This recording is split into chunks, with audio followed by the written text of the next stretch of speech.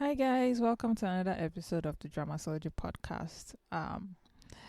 In this episode, I'm very excited for this episode because we're covering Reborn Rich, episode 1 and 2.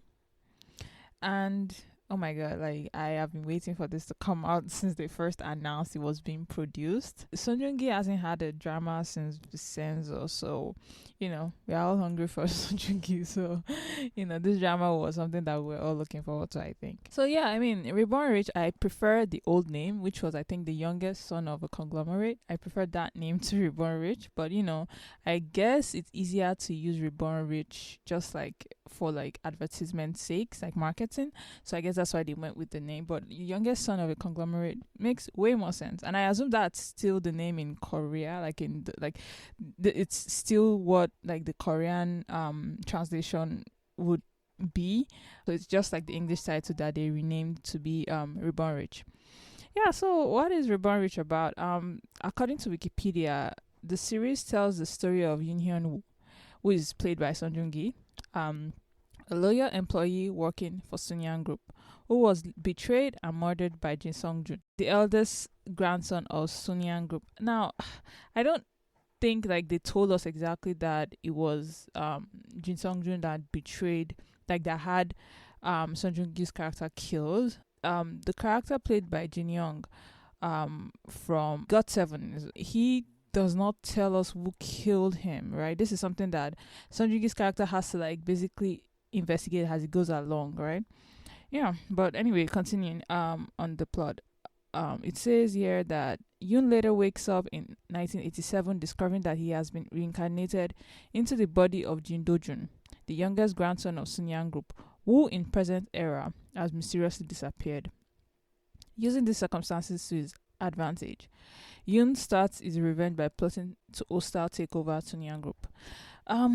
It's I don't know how you guys felt, but for me, that last part where they mentioned like the hostile takeover, I wasn't too sure what his reason would be to do that to his grandfather.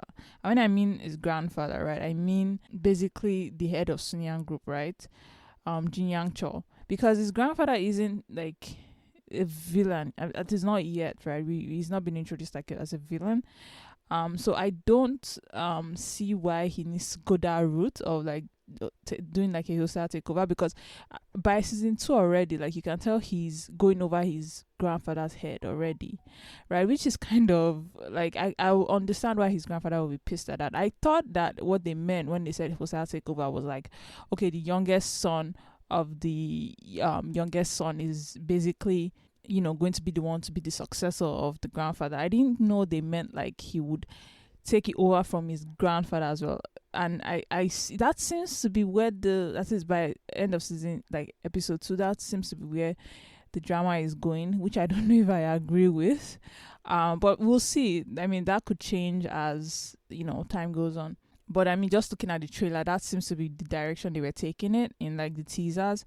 And I hope not, because I kind of like seeing that relationship between grandfather and grandson. I just seen the stunned look on everybody's face as he basically, takes over and like becomes the best and like basically kicks them all out of like their like succession line. But yeah, we'll see. The funny thing about this drama is that it reminds me too much of A Game My Life and Golden Spoon, right? And I don't know what happened, because typically like dramas when they come out, like I mean I know there's like era of like Mark Jang drama where like Penthouse was coming out, The World of the Married, Sky Castle, like Sky Castle began like spark that whole like flame under them, right? And so I get it, but I'm actually shocked that 3 different dramas have come out with this kind of similar plot, right? Again, My Life is, I guess, the most similar to this drama. And then the Golden Spoon also has like elements of that as well. And I mean, I enjoyed watching Again My Life and Golden Spoon, because I just like that element of them being knowing more than everybody else. In Again My Life, right, he comes back and he basically fixes everything that was wrong in the first life, and he, as he goes on, realizes that things that he overlooked when in his first life is actually quite important in the second one, right? And so yeah, I enjoy those elements, and so I look forward to seeing that in Reborn Rich. The issue I'm scared of, like with Reborn Rich, is that just like in A Game My Life, like he overestimates himself sometimes. Like if he's able to basically, tell what is going to happen every time, right? There isn't that much stakes for his character. And I hope they throw a curveball in there. Like I am looking forward to seeing how they will handle, the death of Jin Do-jun, because Jin Do-jun was dead in the first time in his first life, and so I kind of look forward to see how that will play out in this second life, because they are keeping that kind of a mystery. So I assume it's going to be a curveball that is going to like not be something because he doesn't know anything about it from his first life, so it's going to be something that is going to be like a curveball, I think, in his second life, right? And so I look forward to that aspect. I love the fact that they've made this 3 episodes per week. Like it's like a dream come true, because like I just being able to watch this drama every single day 3 days a week is just amazing. Like I hope like dramas keep doing this, like production companies keep doing this, because I mean I'm just like this is like early Christmas. This is like like, so yeah, I look forward to seeing just where this drama is going to take us. I have to give a shout out to the child actor that's playing Song Joong-ki's character, because I mean they're kind of similar in a way. And so he plays the young Song Joong-ki very well, the young Jin Do-jun very well. He has this kind of, I mean, I could understand all the emotions he went through, like being reborn, and I could still see some mannerisms that would have been like, oh, okay, I could see Song Joong-ki's character, like Song Joong-ki doing something like that. And so he's like acting, like the acting from the child actor is very, very good. One thing I will say is that the character of the grandfather, right, played by Sung-min, right, that's Jin Yan-chol's, like the Sun-young grandfather, right. I don't know if he's old enough to be the grandfather, mainly because his first kid, played by Yoon Jae-moon, right? So that's Jin Jong-ki, I think his name is, right? That guy looks like he's just as old as the dad, right? Like his first one looks just as old as he is, right? So I'm like, I don't know if he's the right casting to play the grandfather. Somebody a little older, I feel like would have done. And if they were not going to if they like really wanted to cast Sung-min as the grandfather, then I felt like they should have casted younger looking, like children and grandchildren, because it's hard to believe that he's a grandfather. I don't know why. Like he just doesn't seem old enough. Like his age seems kind of awkward, like I don't know. Yeah, so that was one thing I was like, well, I guess I'll just have to like suspend belief and just like believe that he had his kids at like age 20 or something, because I mean in those days like people got married very, very early, right?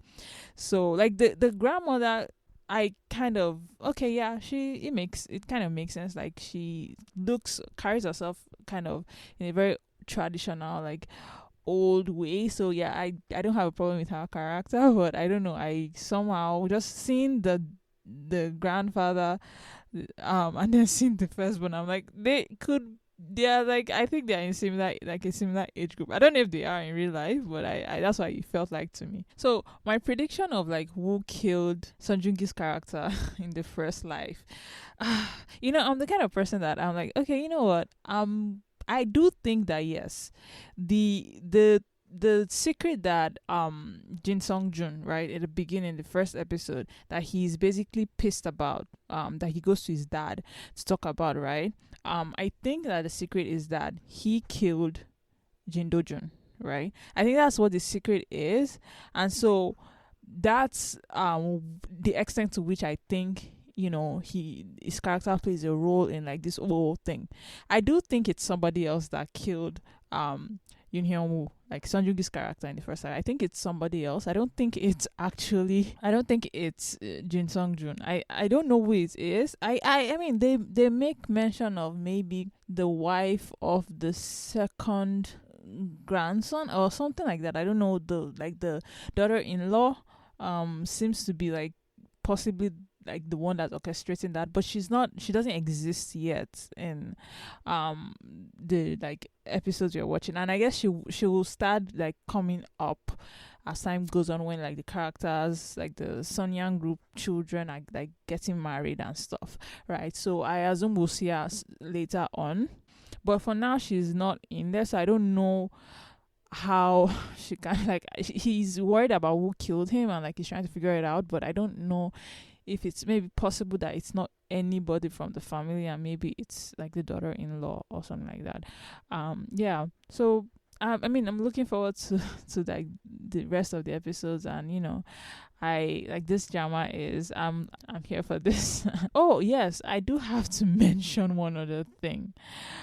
This is the issue when you've been like fed Netflix looking dramas and then you get fed JTBC looking dramas. JTBC has a way of making their dramas look old. So even though this is a drama that probably has a high budget, probably it stars Song Joong-ki. To get someone like that is not cheap, and stars this amazing like slew of like actors, right, and actresses, right. I did not feel like this drama looked good enough. The budget didn't seem high, even though I know it's high because I know it's a Song Joong-ki drama, right. I know it has to be high, right.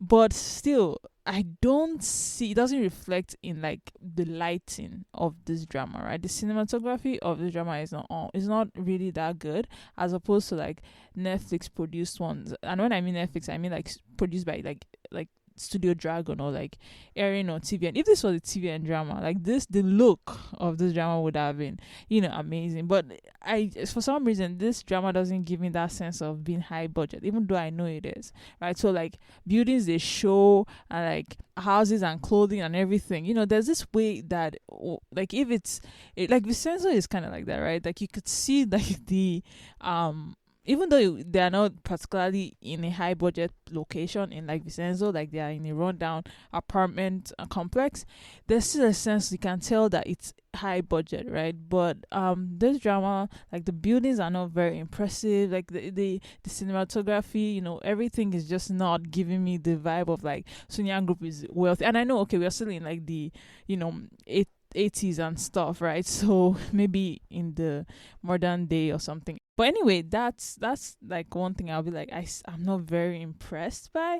And it's not so bad because I mean the plot and the story is captivates you, and so you're going to watch it that way and also Song Joong-ki is there, so you're gonna watch it either way. So yeah, that's one thing I was like, well, maybe I don't know what they were going for. I guess that's a JTBC thing, maybe. Like it's their trademark, like how OCN and TVN also have their trademark look. Maybe this is a JTBC thing, I don't know. So yeah, that was like the only issue I had with the drama so far. But other than that, I'm like looking forward to just sitting down and watching this drama as it comes out. So yeah, that's my review of episode 1 and 2 of Reborn Rich, starring Song Joong-ki and starring Sung-min Young. Oh no, not Sung-min Young. Sung-min Young is a character. Starring Shin Hyun-bin.